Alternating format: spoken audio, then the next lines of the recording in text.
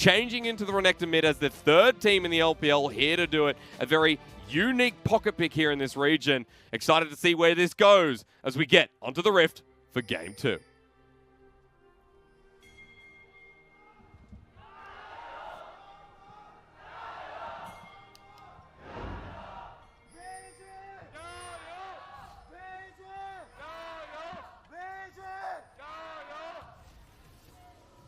This is going to be important. Level 1s are always something that I love, and the fact that Vici Gaming were able to get an early ward, it seems, on the Raptor camp. This is something I've actually been talking about a little bit. Raptor camp level 1 wards. So just so a concept so people can understand the differences and the changes of Scuttlecrab moving from 2 minutes to 3 minutes and 15, is that Scuttlecrab was actually a great connecting camp. It was a camp where you would go to after the red buff immediately, and just, from that point forward, you can make your decision to continue to farm, to invade, to split up the map, or to gank, right? You had so many things that you can do for, or just kind of go straight through med so you can go to the other Scuttlecrab. Yeah. That's changed pretty heavily to now Raptor camp. So my focus now is going to be on Gragas. Gragas, after taking red buff, can go towards his Raptors. He gets seen, and now if he goes back to bot side to get his Krugs, then Sejuani has information of knowing that that's a full clear. He can go for an invade and pick up the enemy blue. Or if he goes top side, then you're like, okay, I know I can match him up top, or I can go through my own full clear pretty easily. And the last option we've been seeing a lot in the LCS actually has just been go to Krugs and then go all the way around the ward to go up to your blue side so you get undetected. But then the enemy team knows that you haven't taken your Raptors and they can go invade and take your Raptors. Overall, it's a win-win-win. The only thing you actually lose is a bit of an experience advantage, because Krugs is just more experienced than the Raptors in your first clear. So that kind of differences are things that it's really fun to have a discussion about. As you can see, I lied about who the POV is going to be. This time around it's going to be Pup. Yes. So Pup, the AD carry of Vici Gaming, is going to be who we're looking at, Ezreal, for the stream. If you're on DouYu, please check that out. If you're not, check out my stream. My stream, yes, that's where it is. Raz, I just want to point out something very important. What's up? While we have started this game, of course, Knight and 369 have swapped lanes. Better matchup there for Knight up in the top lane. So 369 has been moved to the mid lane on the Kennen. And technically, first time we're seeing the Kennen in the mid. That's true. Big fan of that. You should be able to do well in the range matchup. That's all we were kind of looking for 369, was to be able to get the range over Ian. So good invade. I mean, he'll be able to stop this. XX gets the smite and gets out. Flash is burned, however. That was actually just the diciest play. Yes. It reminds you of watching any like 80s Hollywood flick, like card chase scenes. They're just right on the brink of things. It's like, I'll just get that last tick. Get that last hit, and then I'll flash at the exact time. Yeah. So perfect timing. You never want to see your jungler making that risk, but it get it done. No, you don't. It means that XX will not have flash for the body slam gank, but we go back to the mid lane, and now advantage back to Vici again. Burn flash for 369. But he didn't die. He did not. He didn't die. That's all that matters here. It's the purpose. Needed to flash because that certainly would have been followed up by Youdang's stun, then the extra damage on top of it. It's a lot that you don't want to deal with Renekton and Sejuani. They're really tracking XX. It was a good scrying bloom to pop out where the Gragas is going to be. More information over the side of Vici Gaming, and a very active early game already. As they should be. Right now, Vici Gaming have the composition that is fantastic in the early game. The bottom lane's been putting in work, as you would expect. The mid lane is also just, as you could tell, the mid lane jungle is obviously going to win for Ian and Youdang. And the only concern is going to be Chelizi in the matchup, but I mean, that's what you build the matchup for. Counter-Strike is great defensively versus the Irelia, so if she ever wants to jump on you, just start swinging your baseball bat, whatever it is. Okay. It's a lantern, but yeah, okay. Baseball bat. Baseball bat. Close to it. Oh, that's a flash forward. Remember, but the Kennen doesn't have it. Going in for the kill. Ian has the ignite down. Will he get the kill? No! Turns around for the first blood. 369 slices him first. See, I was a little concerned. He had lethal. He was thinking about it. If I just have 1 second with this Kennen, one auto attack, gets the job done. Then you see a Gragas just racing towards you. So great call from an XX to be counter-ganking that one, but that's real ballsy from Ian. It really is. And you know what? The Kennen already had a lead in lane. Now with that kill, first blood given over. Hextech Revolver nice and early. Vici Gaming's tempo stuttered a little bit here as Ian was at half health and said go. In there, and he wanted to be able to use his, remember that's actually two rage procs there, because he was able to flash in, so he didn't have to use slice and dice on rage. He did to get out though. He found the Gragas and was like, that's a nope real quick. But the poke proved to be too much there, and 369 kept his teleport while Ian used both summoners in that trade. So while the Kennen lost it early, it seems like it's come back to bite him as Chelizi is going to go for the face check for the ward and now might just die for it. Gets a two-man counter-strike. The Force Duet doesn't connect, so he gets out. So well played from the top laner of Vici. That was a good gank timing too. So I'm actually looking to place a ward down. Just unfortunate that Knight wasn't able to get that flawless duet, as you had mentioned. Now for Youdang moves back to the mid lane.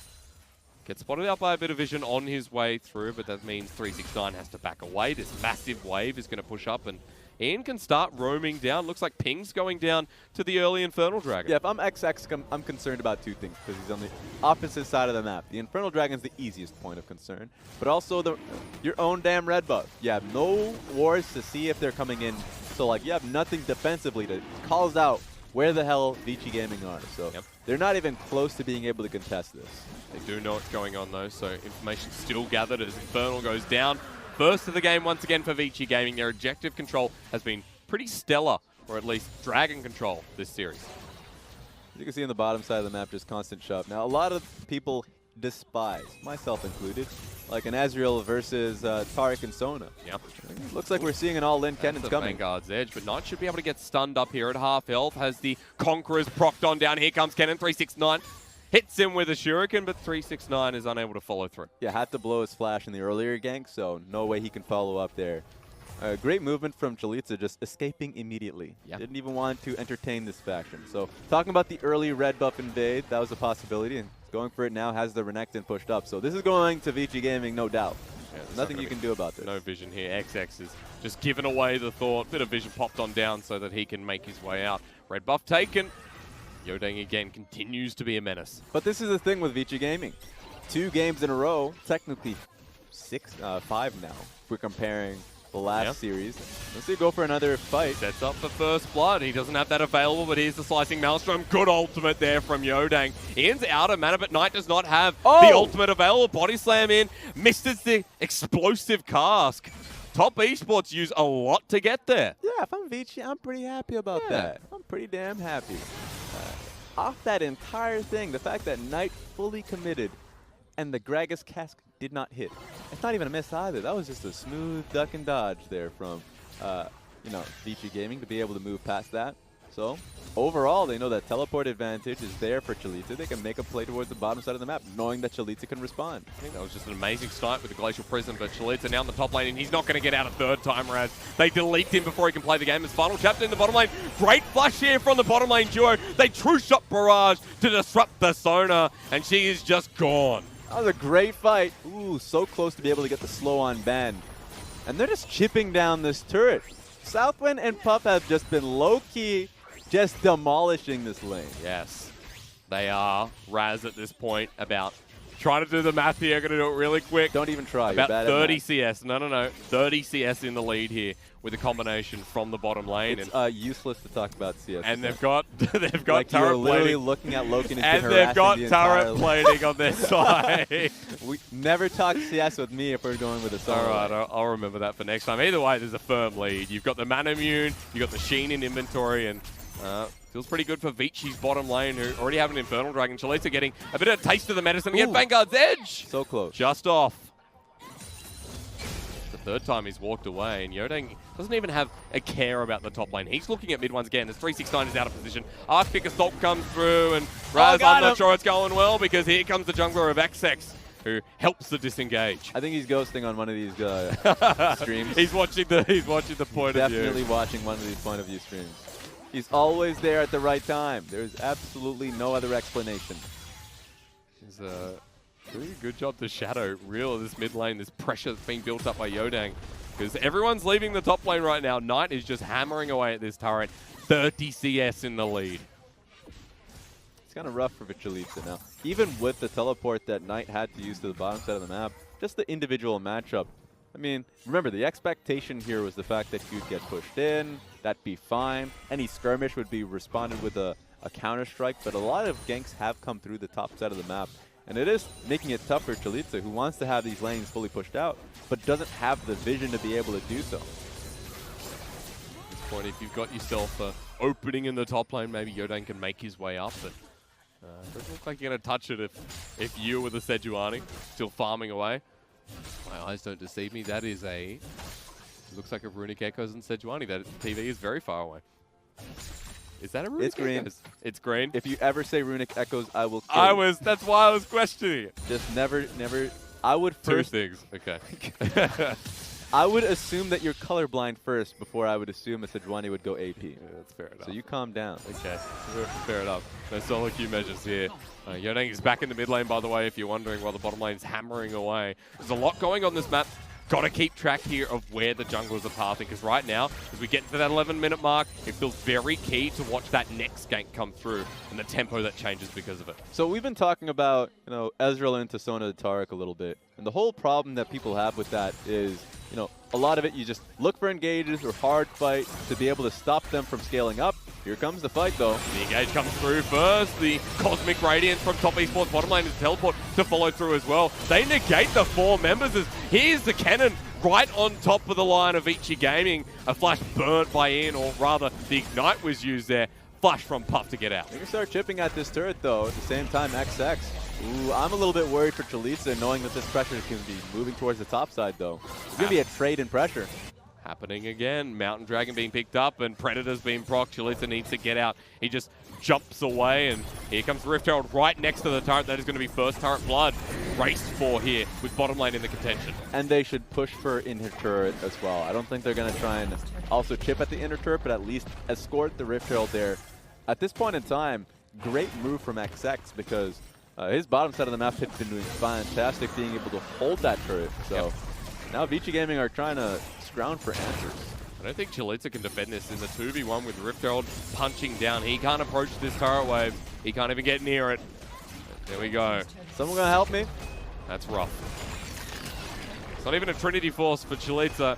He's straining his back, or rather, he's got some kind of a strain of a different measure. Well, I mean, he's going straight for his Trinity Force. If you look towards Knight, he's the one who's made it. He's deviated towards the Tiamat, double Doran's Blade. He's the one that actually is at a longer path. So I'm not too concerned for Chelizi. He's just been not getting the gold. Yep. So if you have 0 gold, and just in terms of the CS deficit that he has, and the turret plating deficit, because he's absolutely not nailed a single one, while Knight's been reaping all the rewards, it's sad to say that Knight might end up getting towards the Trinity Force first, when Chelizi was the one rushing it. Yeah. He's almost 3k gold ahead of the Jax matchup, so it's feeling pretty good. Even the mid lane, 800 gold behind us, 369ers reap the rewards of a kill. And at this point, the only lane that's ahead is the bottom lane of Puff and Southwind again. So we keep talking, I keep trying to talk about it, but then a fight ends up happening, or something of interest. Whenever we have Ezreal, like any poke situations versus like what is this huge team fight juggernaut of a composition from top esports, it's just hard to do anything. It really is. There's so much sustain on the side of Sona and Taric, so the Ezreal and Yuumi can't really get too much poke off, and we're just judging them based off of their engage, and they don't have too much. So they're kind of a composition that really focused on their split push with the Jax. I think they're going to try and go for a 1-4, maybe 1-3-1, but Ian doesn't have a teleport, so he's going to be rotating to the team a little bit more frequently.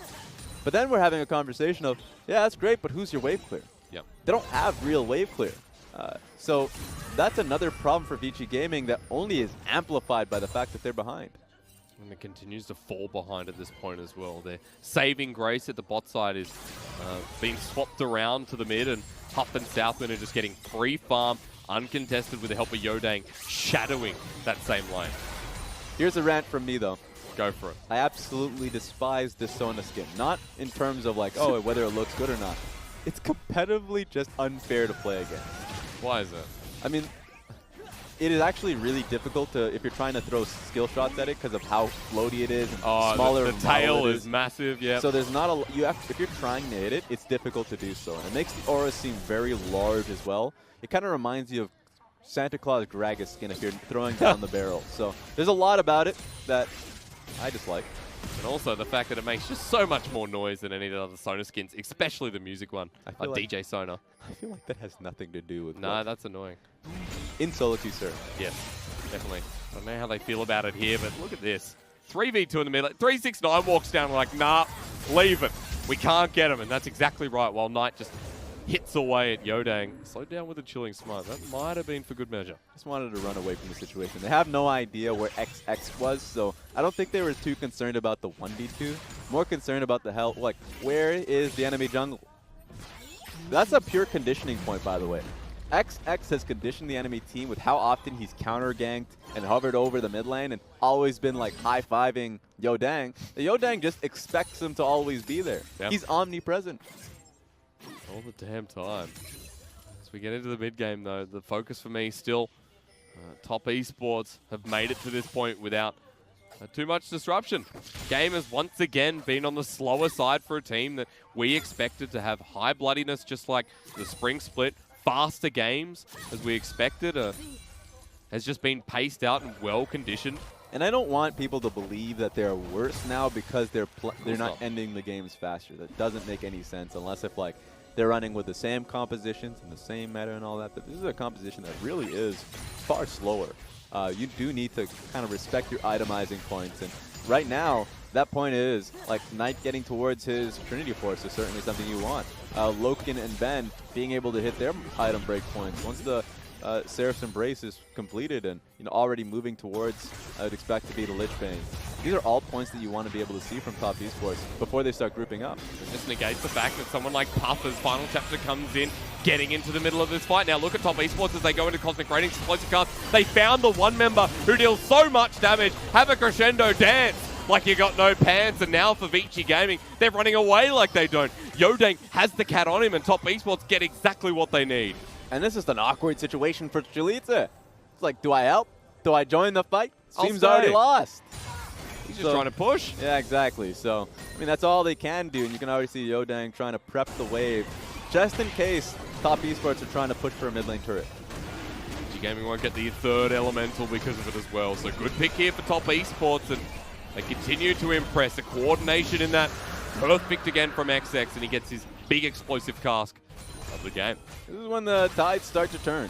Because even though the goal lead was there for top esports, Vici Gaming were pretty confident in their own way of playing the game. True. They got that mid lane turret for free because of the poke that Ezreal and Yuumi have actually been able to apply. And if you ask bottom laners, like just having discussions with support players, they talk about how Ezreal and Yuumi is just so insufferable playing against in the mid game. Just because of how much poke comes through, how easy it is to nail them, how much control you have in the mid lane once you're centered there. But take a look at this. So the fight ends up going through, and of course, Puck and Southwind are in no man's land, so it's an easy pickup. You're never going to be killing Yuumi, so even if Yuumi's in the area, she's always going to be there, or at least there's always going to be someone there for her to pop onto. Yep. So Vici Gaming are going to have a real tough time in picking up anybody. We said Southwind and Puff will be inseparable. The Yuumi, of course, you're getting to the point where you've got Archangels already. It should be a redemption, or even maybe, probably not an Ardent Sensor with his composition just yet, but a lot more sustain on the Puff. So if he does get caught out, it's going to be harder to kill him, as 369 and XX are going to try and get that pick again. No man's land, no. This time, LokeN's not able to catch up as the Arcane Shift over the wall gets Vici out, and top really want to get this going. You can even see LokeN also picked up a Merc Tread, so really concerned about the Sejuani ultimate. That's really just about the only thing that you'd be in danger of. Yeah, and the crescendo, I guess. LokeN. Ooh, that is a lot of damage from Puff. You just said crescendo. I was saying LokeN was the one that, unless if you're talking about Yuumi's. No, you're right. Layered crescendo. I just saw that Q and was like, wow, yeah. So, you're exactly right, Raz. I have to apologize. We will say that top esports really at this point are going to be focusing on side lane. Specifically, you can see Irelia up top pushing uncontested. She could push up 2 more waves here and then start joining the team for a mid lane venture. So I'm actually worried about Vici Gaming at this point that while they're hitting their item break points like Muramana and Trinity Force there for Ezreal, Spear of Sojourn there for Renekton, they are at a numbers disadvantage unless if the Jax is unwilling to pick up the top lane wave. Not at the moment. He's backing away. He's trying to join the team, look for these fights. So it'll be very apparent as top esports head towards that top side. There's a Baron sitting there and available with no vision on it. So top esports are slowly heading for the invade, for vision. Predator now proc for XX, and this pick to set up the Baron buff looks to be started. Meanwhile, being body blocked by the Irelia. Like, what's the purpose of using... Yeah. Oh, here we go. So maybe it's going to work out anyway. Doesn't matter where Ian is, because it looks like he's caught. Goes golden at the last moment. They get the slow onto XX. Can they burst him down? Good flash away from Ian, but they get Puff and Southwind into the Cosmic Radiant. It's going to hit all 5 members of the Kennen. It's ready to go in. Final chapter doesn't lock down anybody. The barrel roll to get the slow. That misses as well. Prowling projectile, the slow. Max range as Kennen comes in. 369 hits free. Ladies and gentlemen, it's all you need as a Kennen player. The disengage comes through, and even though no one dies, that ulti was beautiful. And at this point, LokeN is going to be healing them up, getting them prepared for what is going to be a top lane siege. They can't get any kills off of that one, but they were so close on a knife's edge. I was concerned for Vici Gaming there. Lucky that nobody died, but now the fear of Baron grows. The fear of this topside jungle getting a pick off there continues. Ian survived for a very long time and got his way out, which was clever, but still such a close call. That was a great stopwatch from Ian. Otherwise, he would have died. Yeah. Like, he was already going to get belly bopped. Like, he was super close to the body slam landing. Then the follow-up would have been there with the cast. So the whole purpose was to be able to pick him off. Didn't happen. And the elongated fight, a little bit awkward. Almost challenged top esports. They almost lost and would have gotten outplayed by Vici Gaming in that skirmish. So now, a couple of summoners down to play with. The Renekton flash from Youdang. Some key summoners that need to be up at this point in the game. And top esports still, looks like this time going towards the bottom side. But Chelizi working on the turret, so more gold for Vici to catch back up. A point that's not discussed too much, we're just about to see, Youdang getting chased off, is that when you're with a Sona Taric lane, or legitimately just a Sona Taric, let's just, a Sona Tom Cantor, any double support bottom side of the map, you get multiple wards at your disposal. And just being able to have mid lane shove into constant threat on these neutral objectives, there's not too much Vici Gaming can do. They just have to assume that the control wards and the trinkets are there. So we'll have to see if they can do anything. Not buying too many control wards right now. You can see that they only have 2 available, one on Yuumi and one on Sejuani, so this is going to be an easy pickup for top esports. Yep. Battle Dragon as well. So stings a little bit for Vici, but just works so well this competition going forward. And now one thing left on the menu, and that's still that Baron buff that we're edging towards. LokeN moving back just a little bit to position for Knight to get that movement speed boost. What are you doing over there? He's going so fast. 369 wants to follow him as well. And now they can just cut through towards the Baron buff, because the same issue that happened around Dragon certainly exists around Baron. No wards to count for Vici Gaming. And they're not willing to go back either. Renekton and Ezreal just lack wards. Having said that, look at the positioning of Vici Gaming. If they're able to stay, if Ian stays here, there's a perfect flank that hasn't been spotted, but top esports haven't started it. Ian's backing anyway, so good news, I guess. They want the mid lane turret first. How are you going to be permanently positioned in the mid lane and not have wards? Like, all this poke seems great, but LokeN's going to be able to heal that up. He's at full mana at this stage, so they're not a team that can actually rush Baron fairly quickly. Yeah. Vici Gaming understands that and are willing to play that game. So here's the game I love, which is split push Chelizi versus the Baron buff pressure of top esports. They're just taking the risk. Know that it hasn't been started, or most likely Chelizi gets a free turret yet again. Silently, this Jax is back in the game, and he's going to be a very real threat. Close to that 2 item. This is always going to be his position. Always on side lane, picking up and accruing the big wave. So 211 CS at this stage is great for him. Spear is Sojin. Already got that one. Yep. Feels like she just one-shot the item. So he's in a great position, even if he has to get pulled for fights, as there we have it. The rest of the map is fighting though. Raz prowling projectile to get the disengage. Puff had to flash in that, so another summoner down for Vici. The movement speed boost and the heal that Southwind will be providing the Puff is going to help. So that's a flash from Puff, but should be just fine because he's in Ezreal. Yep. Top esports, the game continues to be slow. Vici Gaming up towards that Baron AE series. So we're doing this again.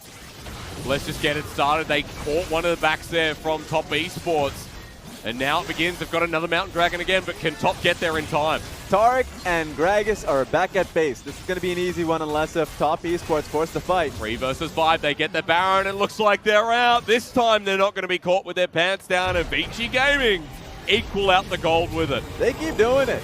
They're always put in a tough position, and they find themselves back in the game, or at least in a solidifying position just based off these Baron runs. Yeah. You think that top esports, with how many wards they had available to them, would have a sneaky ward to be able to, you know, catch that from happening, but not possible. So now Vici Gaming with 5 members on Baron. You have a Jax in the side lane. You got a Renekton who is almost towards that second item. Ping's going out towards that top side. It looks like they're going to split the map. They really should. Do not group with your Baron versus top esports. You can already see what 369 is trying to do. And on top of that, you have a literal Sona Taric group of 5 composition. Grouping with that would be suicidal. Yeah. So this is the best call for Vici Gaming. So Ezreal left mid to wave clear. They're not pushing out any further than that, even backing away. Looks like a Luden's Echo third will be picked up here before anything else. For Puff, a bit more of that AP damage well needed on the comp. That's been the go-to one. You just get so much damage off your Q procs, especially if you've you know, thrown on the W as well. Yep. So if you're able to get that, you can see how much damage it is able to do. At this point, I think it one-shots LokeN. And also, you've already saw how much damage he was doing to the backline with his ultimate, only going to be amplified. You said that Vici Gaming definitely didn't want to fight. Well, that's a great flash there from Puff, or rather the arcane shift to get out of it. Vici going to turn the fight anyway. The full 5-on-5. Let's just do it, they say. As Ian walks into the middle with the Dominus proc. They get a bit of damage off before the Consecrating comes out, but there's the ultimate from the Irelia. Chelizi's found LokeN into the side. Chelizi is still alive. Vici Gaming take the team fighting team on. Come at me, they roar, with a triple kill going to Jax. They just slammed top esports. Chelizi was well protected, and the Jax went wild. That was insanity. They're doing this really quickly, by the way. They have a huge wave, too. Are they going to end it? 15 seconds on the Sona. 23-18. I'm looking at They're long going net for it. timers with Baron buff. They want to do this to take on a team like that. A big team fight. Vici Gaming have got gumption. They've got the guts. And taking us to Game 3 once again. It's tradition here as that Vici Gaming want to go the distance. What a game decided.